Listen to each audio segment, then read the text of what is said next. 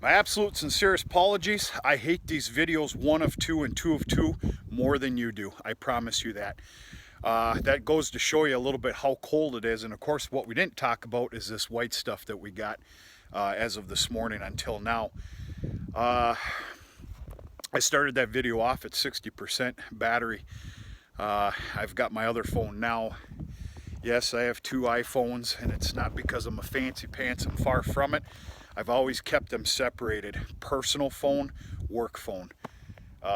Anyway, okay, where'd we leave off?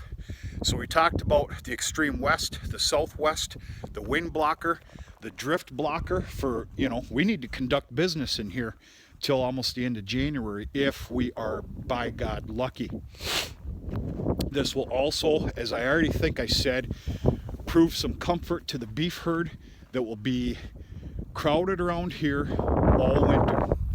Okay, this here, I upped the ante on it. Dad has always done a couple of stacks here, which helps out tremendously with weather, wind blocking, and even some snow. I'm upping the ante here, and I'm kind of doing a 3-tier. It's a big help, and it will also help out in my absolute failure of adding on to the beef barn beef shelter, which by God has to happen next year, or I don't belong in business raising cattle. I'm going to take an exemption this year. Brain fart on my part, got real busy. Plan A failed. I didn't have a B or C, and now look at what the hell's the date today, the 13th of November. I don't know what else to say. I really don't. The cows will be okay. If need be, I think I am going to maybe build something on the other side of the shelter as a wind blocker, and I'm going to use corn fodder bales to do so.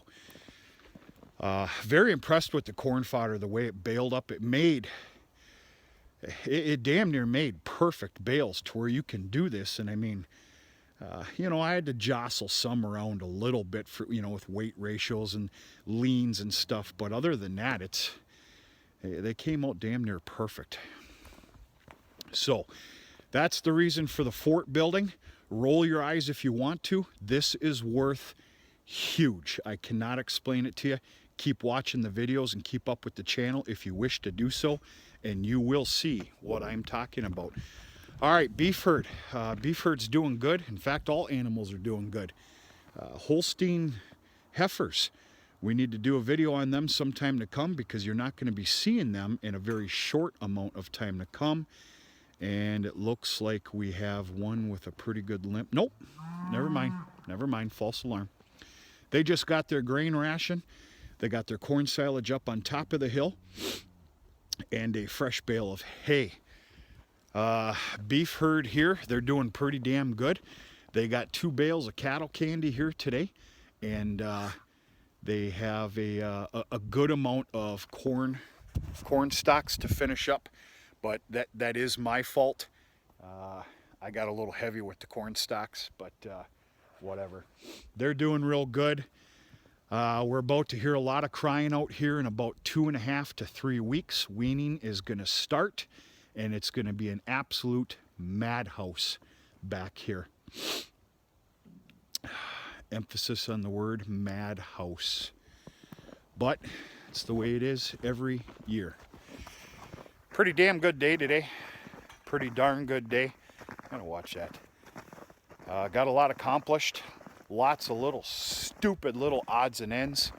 Obviously, I went and retrieved all corn fodder bales with the exception of one. I have to go back out there to get one. Don't ask why, just I have to go back out there to get one. Got a lot of stuff out of the way. Got a lot of other stuff situated in the barn. In fact, we'll take a little look at it real quick here, and then I got to shut this down. I really got to get things going here and buttoned up. We're opening up hunting camp for the first night tonight. Just kind of an open camp.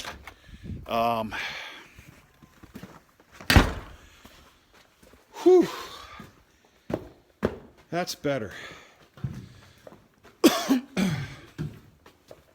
Okay. I am far from being in order and prepared. I don't know where time went. That's my cheap, lazy excuse. But anyway, you got these two guys in here. We ended up moving this one. I think I showed you this before. This is that orphan steer. I tell you what, for an orphan steer calf, old Beady Eyes, he got used to me petting him too. For an orphan steer calf, he's come leaps and bounds. He looks pretty dang good. Goes without saying for anybody that doesn't know, and if you don't know, obviously orphaned calf means that the mother orphaned him. So we had to, of course, collect him, bring him into a calf hutch, which he about died 3 different times. And he was bottle fed for 60 days, and taken care of from there. He's done a fantastic job. This little steer calf here, this is one of the ladder-born steer calves. Goes without saying because of his size. He also had an ailment which has now been taken care of. He went on Nuflor for a little while and then shots of penicillin. I do have to have the vet here, and this was a big oopsie daisy by me. I don't even know if I told you this or not, but he ended up having, he's got one nut on him, which is completely, fully, and solely my fault. A very big lesson learned, embarrassing lesson, and it will end up costing me because I will end up getting the vet here to, of course, take care of his one last little problem that he has. Big Bertha is all set up. I turn this on every morning for about 1 hour and every evening for about 1 hour. It just helps out tremendously. You're not going to stop the frozen water lines. They already are frozen. You're not going to help that. And I'm not going to line them with heat tape. And I'm going to show you why. It's going to be a matter of these pens being filled up. I doubt there will be enough body heat. We'll see what happens. And running pails of water out 2 to 3 times a day. It is what it is. There's nothing more to say. I've got enough heat tape stringed up in this barn. All main lines are heat taped that serve, actually that pen right there actually gets served. That water line is open. And then of course the water heading out to the beef cows and to the heifer steer lot comes from inside this barn, which you I just looked at the screen, folks. I'm sorry you can't see what I'm talking about. I can fix that right now. That'll do you. I do have to kind of revamp this a little bit. But all lines are heat taped. I have to clean it up a little bit. I have to do some resituating when I can. Right now I do not have time.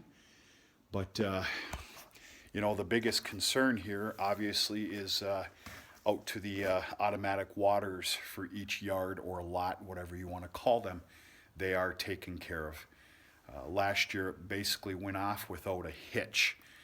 Now understand that we got a lot of 40 below zero wind temperatures last year, and of course I had a couple of small failures, but nothing that a small bucket and a washcloth with hot water on the line couldn't fix. What are you going to do? Can't be perfect. That is the reasoning for what I'm doing here. The electricity has to stay on because they're plugged into the system for these lines to remain on. Some extra steps, but who cares? They're simple, they're small. I don't know how else to say it.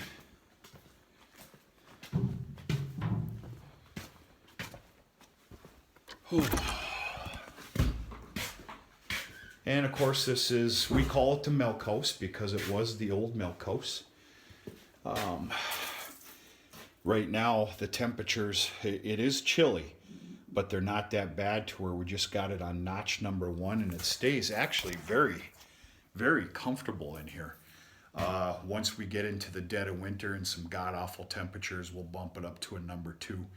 And yeah, obviously this is the hub of the whole system here. This, of course, is where the water is, the pump, the hot water heater, and everything else must stay intact. So it's imperative that this little area here stays warm. Yeah, I need to do some organization, but it's been a hell of a year, folks. I'm not going to say that we have some stand down time coming through the winter. Winter is not about a stand down. It's you're still moving, but I'll have a lot more time to take care of some odds and ends with a little bit of ease, for God's sakes. I don't know how else to put it. Anyway, that's about it. I'm going to shut this down. I got to finish up some bales here and some other things, and I'm heading out to hunting camp, basically for a small dinner. And, well, I don't know, maybe 3, 4, 5, could be 6, 7. I don't know, maybe 8, 9 barley pops.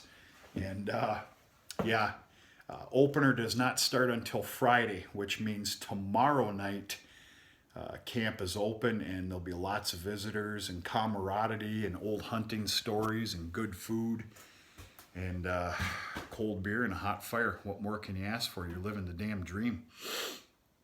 It's just that time of year. So anyway, all right, folks, enough babbling on here. I got to get my butt in gear. We're going to talk to you sooner than later.